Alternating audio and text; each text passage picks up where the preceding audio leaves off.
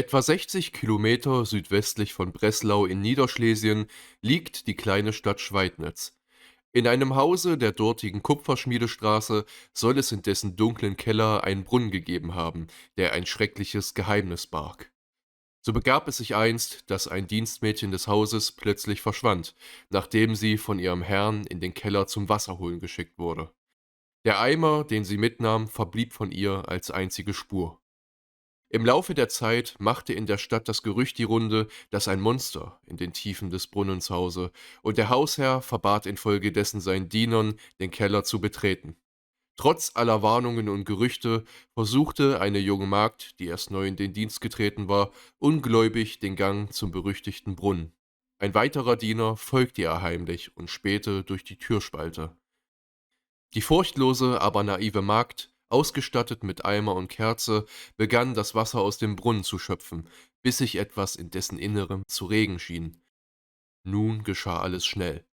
Aus dem Brunnen stieg urplötzlich ein Lindwurm empor, ein flügelloses, drachenähnliches Wesen, das blitzschnell die Magd packte und in den dunklen Brunnen zog.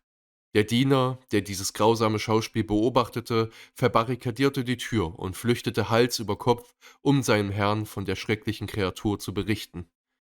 Die Nachricht verbreitete sich in der gesamten Stadt, und auch der Hausherr begann sich vor dem Gedanken zu fürchten, dass das Unwesen die Tür durchbrechen und dem restlichen Haus, wenn nicht sogar der ganzen Stadt, wüten könnte. Doch niemand wollte sich mit dem Lindwurm messen, geschweige denn das Haus überhaupt betreten. Erst nach einiger Zeit versprach endlich jemand, die Kreatur zu töten. Es handelte sich um einen Dieb, über den das Todesurteil bereits gesprochen war. Er gab den Männern und Frauen von Schweidnitz jedoch zwei Bedingungen: Man gewähre ihm alles, was er für den Kampf benötige, und er solle, falls er siegreich sei, freigesprochen werden. In der Ratsstube der Stadt diskutierten die Schweidnitzer und kamen schließlich zur Erkenntnis, dass ihnen wohl keine andere Wahl blieb. Der Dieb ließ sich daraufhin eine Rüstung aus lauter kleinen metallenen Spiegeln anfertigen und forderte ein Schwert sowie eine Fackel. Mit dieser Ausrüstung betrat er das nun seit einiger Zeit verlassene Haus, und er gelangte nach kurzer Suche zur Tür des gefürchteten Kellers, welche mit Möbelstücken und Holzbrettern versperrt war.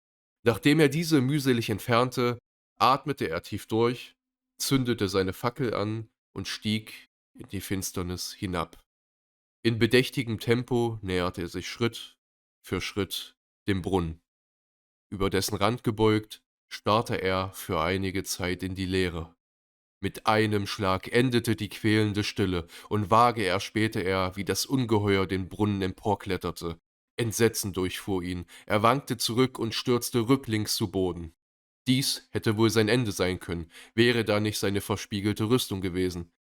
Der Lindwurm, nun gänzlich dem Brunnen entstiegen, erstarrte, als sich sein Blick in den zahllosen Spiegeln der Rüstung verfing, die im flackernden Fackelschein hundertfach sein eigenes Abbild reflektierten.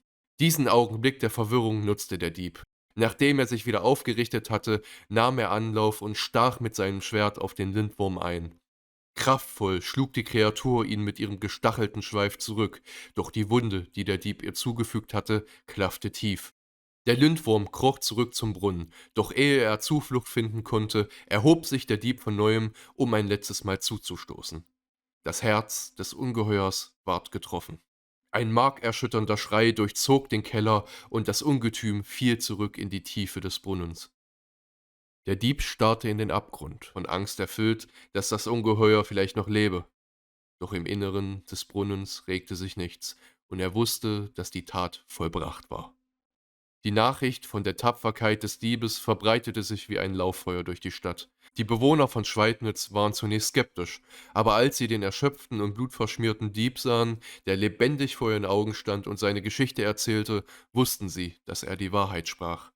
Man beschloss, so wie es versprochen wurde, ihn zu begnadigen und ihm somit eine zweite Chance für ein neues Leben zu geben.